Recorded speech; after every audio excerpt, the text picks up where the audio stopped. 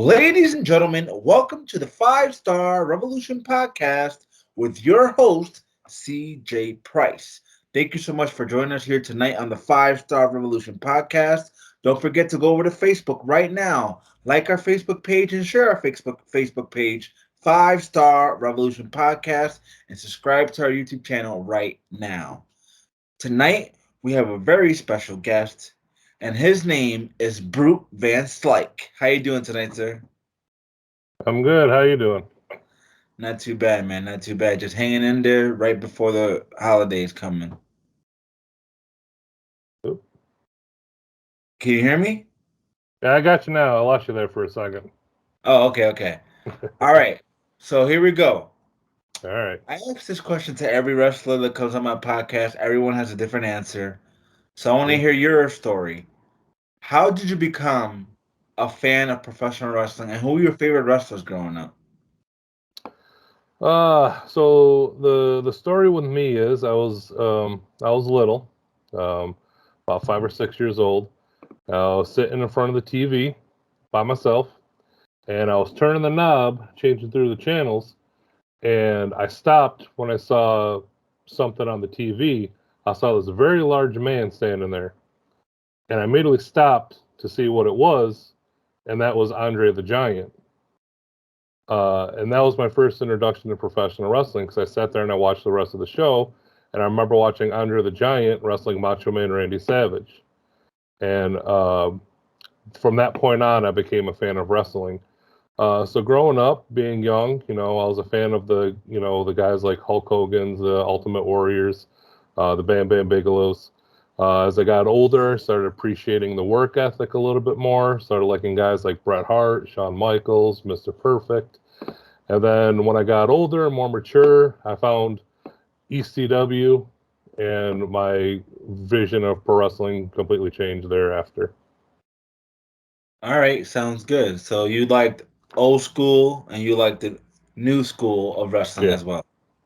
yeah. I Sounds grew up on the old school, the old '80s, '90s WWF, WCW. And then when I got older, I got into the more stuff like ECW. After ECW, I watched the Indies, CZW, Jersey All Pro, XPW, stuff like that. And then as I went, I just kept on going farther and farther back, watching territories like Mid South, World Class, Crockett, and all that. So when was the moment that you decided, hey, I want to do this. I want to become a pro wrestler? um, Originally, when I was a real little kid, and when I watched WrestleMania 10 and watched Bret Hart win the world title again, that's when, like, as a kid, I was like, oh, this is what I want to be. I want to grow up. I want to be a professional wrestler. Um, but it was once I was in high school, like, that's when I like knew, like, legit, not just like a pipe dream. That's when I was like, I'm gonna do this. I'm gonna figure out how it goes, and I'm gonna do it. And I was a big Taz and Raven fan. So I remember when Taz was showing up at the Royal Rumble, Raven was coming back to ECW. Like, I just felt like, oh, this is really cool. I really want to do this. And so I started looking up how to do it, going online, trying to find schools that were near me, and things like that. But that's when I knew, like, not just like a childhood dream. That's when I knew, like, I'm going to do this. All right. That sounds like an interesting story. So let's skip ahead a little bit in your life. How did you figure out about wrestling school in your area, and who was your original trainer? So I guess starting with that story of me looking up schools, when I was about 15, 16 years old, the closest school I could find was in Rochester, New York. It was a school called Suplex U for a company called New Millennium Wrestling. They're the kind of the predecessor to Upstate Wrestling, Upstate Pro Wrestling up here now. Um, that's where guys like Hellcat and Kevin Dunn and me and Marcos and all of them are from. So that was about 2 hours away from where I lived, and it was real difficult to do at my age. And so as I was going through high school and stuff, it wasn't until I graduated out of high school and I was in my early 20s. And so this was like 2006 now. I was in my apartment. I was by myself. My girlfriend at the time was working. I was in my kitchen. I was watching Monday Night Raw in the living room. I was getting a drink. I heard DX's music playing. I thought that was really weird because DX wasn't around, so I ran back in the living room and I saw a commercial for wrestling at the On Center in Syracuse, New York, featuring Billy Gunn and Road Dogg, and it was for a company called Squared Circle Wrestling. And this is the first time I've heard of a company being that close to Oneida in Syracuse, which is only about 30, 40 minutes away. So I immediately jumped on my computer, excuse me, and I looked them up. I was like, well, if they're a wrestling company, they got to have a wrestling school. And sure enough, there was a school they're associated with, the Institute of Professional Wrestling, and that's where I looked into. That's where I started training. And my original head trainer, my only head trainer, but that trainer at the school who trained me was Zachary Springate III. Sounds very good, man. Sounds very good. So, what a coincidence. You heard DX's song, Road Dogg and Billy Gunn are advertised for the show, and they're in your local area, and you're like, damn, this is my opportunity to jump in. That's it. So, when you first got into wrestling school, did you imagine it was going to be hard and it was going to hurt? Yeah, yeah. Going in, I knew that much. I didn't know jack squat about professional wrestling, obviously.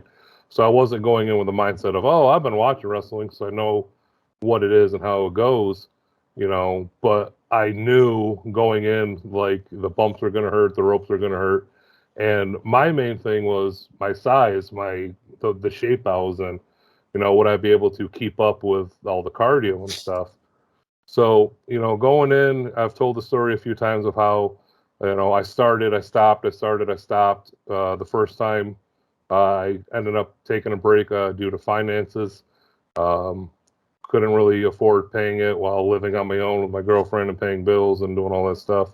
Got a better job, went back, was 400, was five, what was it, like 400 pounds of pizza rolls and soda. Wow. So I had to get in better shape. So I knew it was going to be hard. I knew it was going to be difficult, and I knew it was going to hurt. But that's why when you go into wrestling, when you go to train to wrestle, you got to make sure you want it. Because if you don't want it, you're not going to be able to deal with all that bullshit. So, the reason I asked you that question where I say it's gonna hurt and stuff because a lot of people nowadays think wrestling is fake. What's your take on that? What do you say to those people? Uh, there's not really much you can do to change their mind, um, because people who have never been in the business, who have never been in the ring, never trained, never did anything, they'll tell me how it works. But then when I try to tell them that's not how it works, I've been doing this for 12 years, they don't believe me. So how can I convince you otherwise? I don't like the word fake. I really don't. And I've told people this all the time. I was like, you think it's fake because everyone knows wrestling is predetermined now, unfortunately. And, I heard a phrase one time that the only fake thing in wrestling is the last 3 seconds, which is something I really dig. But I can come up to you right now and walk up to you and be like, hey, man, I'm going to punch you in the face. And you're like, what? And then I punch you in the face. That's not fake. I punched you in the face. You knew it was coming, but you got punched in the face. So I hate that word. I feel like it really undermines what it is. I feel it's insulting, and I feel like people use that as a very condescending tone to undermine what professional wrestling is. But at the same time, I also feel like as long as you're a fan and you appreciate it, pro wrestling walks such a thin line that as a fan, you could like it because it's an entertaining sport or because it's sports entertainment. Like, however you look at it, how you enjoy it, that's all well and good. But no, I hate that F word. And until you've got in there in one day and done what we've done, then I feel like it's complete bullshit. Hey man, I agree with you there, man. That F word, the fake word, is totally stupid, especially if you've never been inside a wrestling ring. Only if they freaking knew. A bump, I've read somewhere that a bump equals to a 40-mile-an-hour car crash. I heard Jim Cornette say that once that they did a study, and every time someone takes a bump, it's like being rear-ended at 40 miles an hour. And I remember telling like my wife and some colleagues that, and they're all like, "No, that can't." Wait, yeah, that sounds right. Just that sudden stop, man. Yeah, totally. Yeah, absolutely. Yeah, I totally agree, man. So for those people that are listening, wrestling is not fake, and if you think it is, I dare you to step in the ring. So let's skip ahead to your character, Brute VanSlyke. How'd you come up with that character and what it's about? So the evolution of Brute is it's been a weird thing. When I started wrestling, it was supposed to be like a one-off. It was just a students match, so I wrestled under my real name, Michael VanSlyke. Um, Training, I had a nickname. I got a nickname in training, so when I was on shows doing ring crew, everyone called me that. The fans heard it, so everybody knew me as Big Pun. Um, so when I was wrestling, I was Big Pun, Mike VanSlyke, and all that. And so when we went out there, we weren't given a gimmick or a character or what have you. We just went out there and they were just like, figure it out because our first match went well. So we had another one that went well. So we had another one, and next thing you know, we're on the shows. But figure out your name, figure out your moves, figure out your music, and if it sucks, it sucks. If it works, it works. So I was doing just single student matches. They put us in um, a faction, me, Graham, trainer Springate. We were called First Class. Didn't have much of a gimmick other than we were just, kind of like the Four Horsemen. We dressed nice. We were better than the other students that came before us and stuff like that. And then when Kevin Graham and I were a tag team, we were just two dudes. We were a big guy and a little guy with attitude. Nothing real special. Uh, it wasn't until one night we had a double shot, so we were I think we just did two CW, and then we had like someplace in Pennsylvania the next night. So we all stayed at Kevin Graham's house, and it was pretty close, so we had time to kill before we had to get on the road. So we're all sitting around, we're watching the movie Over the Top in his living room. And if you're unfamiliar with Over the Top, it's a Sylvester Stallone movie about arm wrestling. And Sylvester Stallone, he drives a truck, he arm wrestles, he takes on this guy Bull Hurley. Um, so it's kind of like Rocky, but with arm wrestling. So we're watching it, and Bull Hurley comes on, a big bald dude with facial hair, and then someone looks at me and they're like, "Brute." Well, I was Pun. I'm like, "Pun, that's you. Why don't you just do that?" And about a month or two before, we were doing a show in a bar, and a drunken fan challenged me to arm wrestle, and I beat him. And then another fan challenged me, and I beat him. And then the bouncers challenged me, and then I beat him. And then wrestlers challenged me, and I beat them. So I'm sitting at this table for like a half hour arm wrestling dudes and beating every one of them. So it kind of became like this little like local like legend where people are talking about it. Like, yo, Pun just beat like 30 dudes in arm wrestling in a row last night. It was crazy. And I beat guys like Eddie Edwards and Evil Uno and Dose and all them. Like, I beat a lot of dudes. And then on top of that, my old man, my dad, he was he drove a truck and he arm wrestled. So I was like, yeah, this is perfect. Like this is me. So I started doing it. I changed my facial hair to look like Bull Hurley. I started wearing weight belts and all that stuff. I came out to Over the Top and I was arm wrestling dudes. I did arm wrestling tournaments and I did a lot with it. And at the time, I was still known as Punisher VanSlyke. And I'm like, well, a truck driver wanted to be called Punisher, so I should probably change my name. Plus, I was really afraid that someday I'd get a cease and desist letter from Marvel or something because 2CW has already gotten like, at that time, they got a cease and desist from Vince McMahon. They got a cease and desist from Hershey. They got a cease and desist from Disney. I'm like, it's only a matter of time before they see me. So I changed my name from Punisher to Brute. Uh, Unfortunately, there's no real good story behind Brute other than I wanted to be called Bull VanSlyke, but Bull Dempsey just started.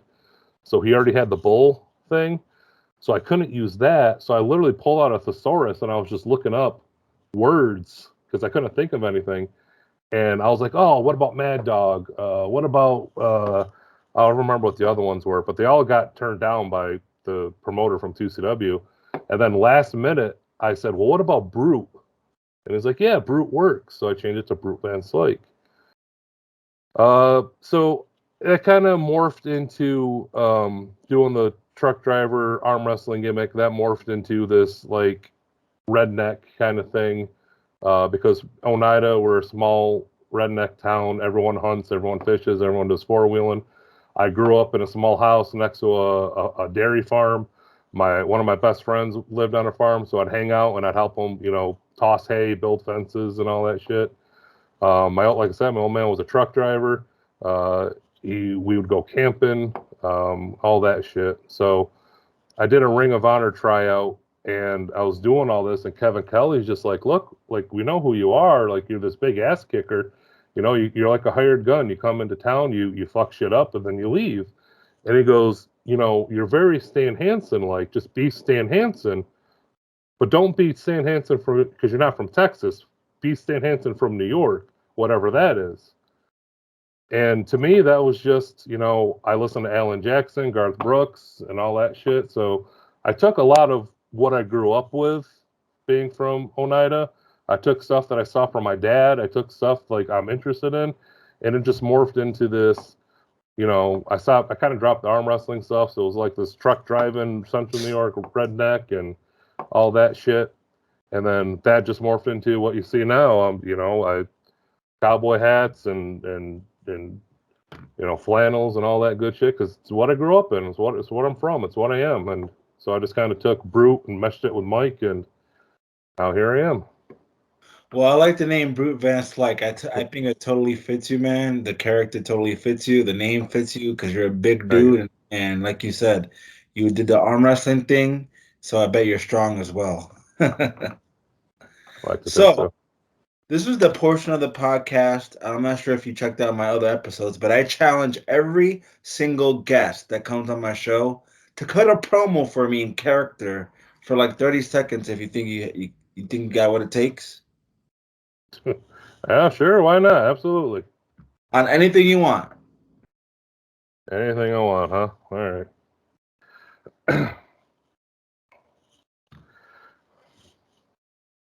So let me get this straight. You come in here, you stick a camera in my face, and you expect me to just list off a bunch of words, a bunch of buzzwords, a bunch of catchphrases, and for what? For some podcast? You think that Brute VanSlyke has got time for a podcast? No, sir. If you want Brute VanSlyke, you need to come up with the money. You need to come up with the money. You need to see the receptionist up front. You need to make an appointment, and you need to pay the bill. And once you pay the bill, then maybe, just maybe, I'll give you a few words. Very good, man. Very good. So with that promo, I'm imagining that Brute VanSlyke, the character, is a heel. Am I right? Well, most of the time, yeah, heel, yeah. So what do you like doing better, being a heel or being a face? Um, I guess it depends. Everyone will tell you being a heel is easier, and it is. It's a lot easier to get people to hate you than it is to like you. I can walk to the ring, no one can know who I am. And if no one knows who I am, if I'm in a new town, new company, I walk through the ring, and my job is to get them to hate me. I will go and walk up to the first little kid that I see, and when that kid's holding out his hand, wanting a handshake or a high five, I just give him a dirty look and I walk past him. Everybody will boo that every time. Everybody knows it, and it's fine. Like I'm an aggressive wrestler, so it's easier for me to be the aggressor and hurt somebody than it is to try to get sympathy being 6'5", 430 pounds. Now, with that being said, there's certain situations, if I'm wrestling in Rome, which is right by Oneida or something like that, then I'm going to have a lot of people there who know me and they're going to cheer for me, and it's good being a face there. But in wrestling, faces and heels, it's so blurred. Uh, it's just such a blurred line, because I can go out there and do my job, do what I'm supposed to do, but you know, now if I powerbomb the hell out of the face, some people won't react like, oh my God, I want him to get up and kick this guy's ass. Most people are like, oh my God, that was so cool, I want him to do it again. Like, did you see him? He killed that guy. That was awesome. So it's just real hard these days. So um, I, I guess, if I had to, pick one or the other, I'm just a more natural heel, I guess. Like you said, being a heel is the easy and it's easier for people to hate you than to like you, to get behind you. So I think being a face is a total art form that people seem to like not really catch on to, but I like your Mm. answer. So Mr. Van Slyke, what's a couple promotions that you got your eyes on that you want to debut for? Well, at this point, man, I'm willing to work for any company out there that's got the interest, that's got the money, and it's got the time for old Brute. I'm looking to fill up, any as many dates as I can. I'm trying to get out there and make the most out of 2022 after a couple lousy years in wrestling due to, pandemics and lockdowns and shutdowns and people losing money. So I'm just trying to get out there wherever I can. Uh, I do got a couple of debuts coming up in new places. I don't want to say anything yet because I like for them to, take their time and announce me before I make the announcement. Um, but there's still a lot of places out there that I'd still really like to. I'm real close to ESW. They've always been a place I wanted to stop by. Um, I'm trying to get into bigger and better places. I would love to somehow get my foot in the door with like MLW or NWA. I feel like I'd be a really good fit for those guys. So those are kind of like my big hopes, my big goals, places I'm trying to do. I'd love to do, find a way to get my chance at an AEW dark match, But right now, I'm just filling up the calendar with any place. I want to work everywhere. I want to wrestle everybody. I want to have great matches. I want to do good business. Good business for me. Good business for the promotion. Very good answer. So when you go to there's newer promotions that you debut at, how do you stand out? How do you make yourself, hey, I want to come back and make myself get noticed? Making myself stand out. It's usually pretty easy to stand out. Um, being twice the size as most individuals, but it's professionalism, man. When I go someplace, I try to show as much professionalism and respect from everybody from the promoter to the boys in the locker room to the people setting up the ring. I try to make sure I get along with everybody the best I can. Shake hands, high fives, how's the family, all that, and I want to be an asset, in the ring behind the curtain and everything. So just try to be a very professional individual. And then in the ring, I get paid to do a job, whatever that job is. I just make sure I do it well. And hopefully, when I leave the ring and people are driving home, they're just like, "Do you remember that match with that one big bastard in the cowboy hat? That was pretty cool, right?" So at least I hope so, anyways. So piggybacking off professionalism, with 12 years in the business, people would say that you're a veteran. You paid your dues. Do you still pay your dues? Do you still set up the ring, help with the chairs, stuff like that? Yeah, I definitely try to help out, as much as I can. Coming up and learning where I came from with the Institute of Professional Wrestling in 2CW, a lot of people just kind of think that, a lot of people might not know I was doing ring crew for my first day in 2CW training until the day the company closed. I wrestled Raven. I set up the ring. I won the 2CW tag titles. I was setting up or breaking down the ring. I main evented a pay per view. I was tearing down the ring. 2CW, we did a double shot, and I was in my hometown, well, next to my hometown, Rome, New York, defending the 2CW tag team titles against Steve Corino and Jimmy Jacobs. And the show's over. I tear down the ring. I load it up. I drive home. The next night, we're doing a pay per view in Watertown. I got 3 hours of sleep.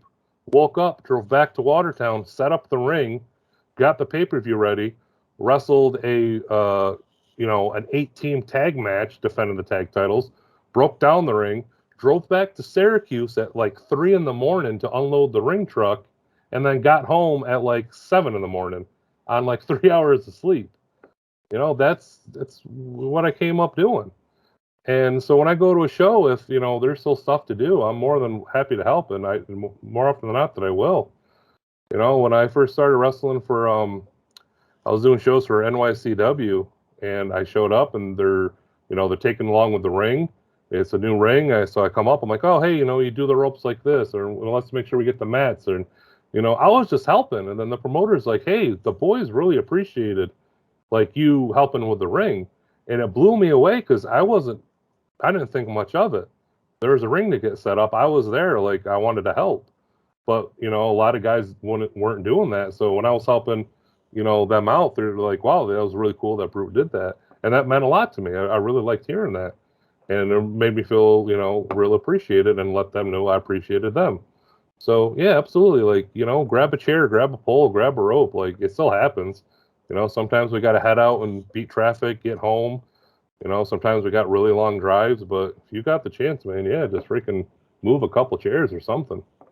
I love that mindset, man. I love that mindset. There's a lot of guys out there, especially the veterans. No offense to the veterans if you're watching this, that think they're too good to pay their dues still or set up a ring. So I love that mindset. Yeah, like I said, we're all in this together. And sometimes you go places and they'll tell you like, "Oh, don't worry about it. We got guys or whatever." But more often than not, they're always like, "Hey, if we can just everyone can just do something, we can be out of here in a half hour, and everyone will be happier." So let's do it. Very true. So a couple more questions for me, Mr. Vance. Like, if there's one thing you wish you knew before you started wrestling, what would that be?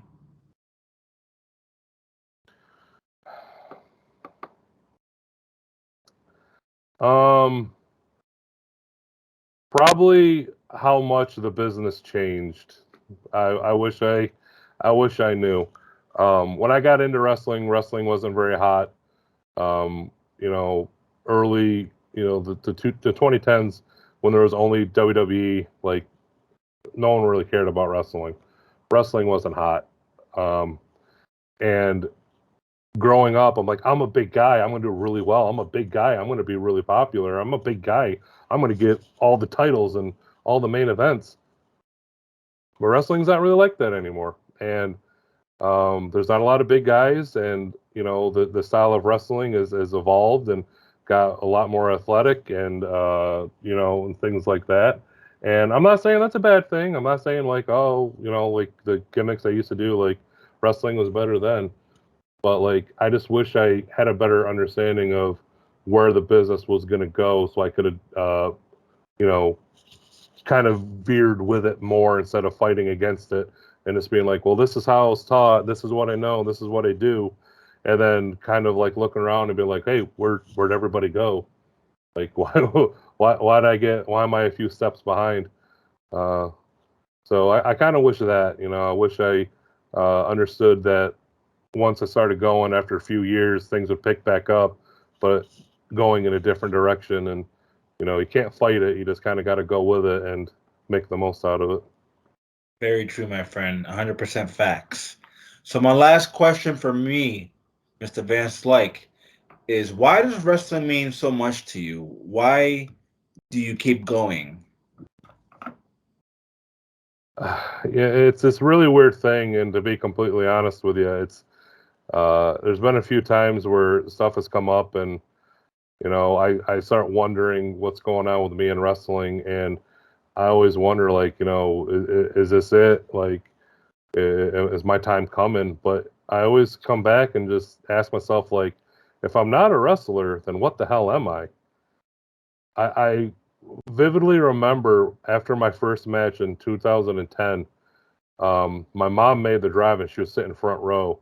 And she was sitting there with my best friends I've had since high school.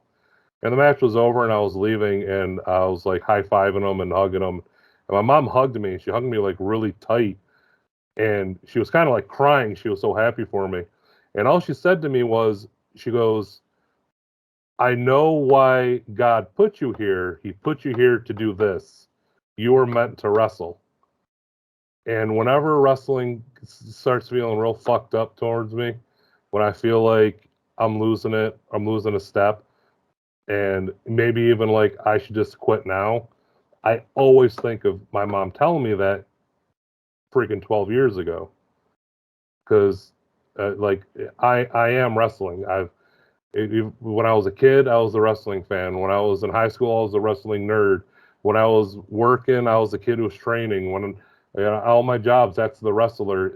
I'm always that's the wrestler, and it's become more than just a part of my life. It is my life. I've a third of my life has been, professional wrestling, and since I was 5 or 6 years old, wrestling has been around in some way, shape, or form.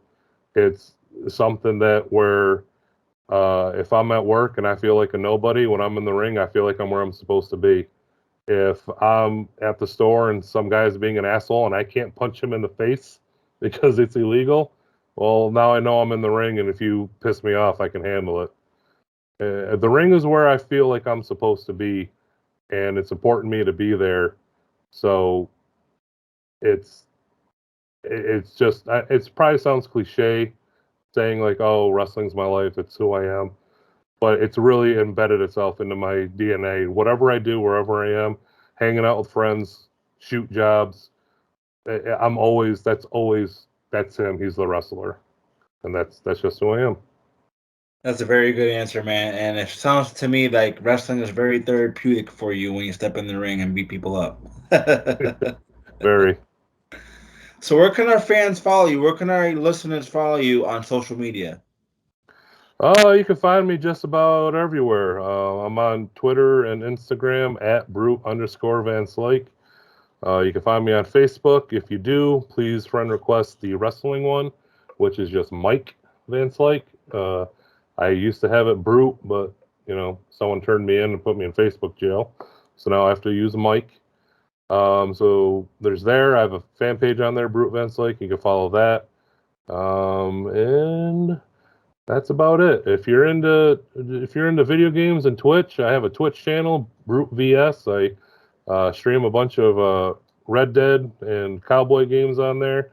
I like to throw in some wrestling stuff every now and then. I might do a watch along with some matches. And I like to talk wrestling with fans on there while I'm doing stuff. So, if that's your thing, follow me on there too. Well, there you go, folks. Go follow him on Twitch, Twitter, Instagram, Facebook, whatever you have. Go follow my friend, Brute Van Slyke. Thank you so much for joining us here on the Five Star Revolution podcast. And for you listeners, don't forget Facebook and YouTube, Five Star Revolution podcast. Subscribe and share our channel. Mr. Brute Van Slyke, we wish you the best of luck in your career. And thank you so much for coming on, sir. Hey man, absolutely. Thank you. I had a good time. Thanks for having me. I appreciate it. I appreciate it, man. Have a good night. You too, man.